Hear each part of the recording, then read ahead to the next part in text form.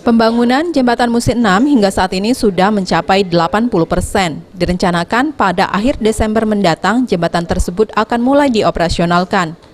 Arya Darmawan, PPK Musi 6 menjelaskan, sebelum nantinya Musi 6 dioperasionalkan, pihaknya akan terlebih dahulu melakukan uji beban dengan berkoordinasi dengan Kementerian PUPR. Saat ini proses surat untuk melakukan uji beban sendiri sudah diupayakan dari dinas ke kementerian. Saat ini Dinas PU Marga masih menunggu jawabannya. Dengan tanggal 28 Desember kita melakukan operasional terhadap Jembatan Musi 6.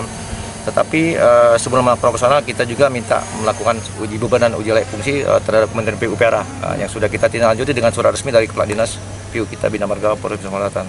Kapan untuk uji bebannya, Pak?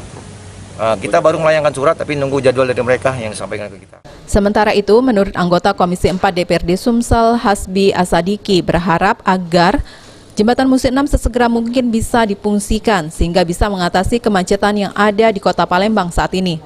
Jadi Komisi 4 itu mendukung penuh untuk difungsikan dan berharap bahwa memang jembatan itu bisa menjadi solusi bagi kemacetan di Kota Palembang. Hingga saat ini, Jembatan Musi 6 sedang dalam proses penyambungan serta perapihan Jalan Sultan M. Mansur di sebelah kiri maupun kanan. Firman Hidayat, PAL TV.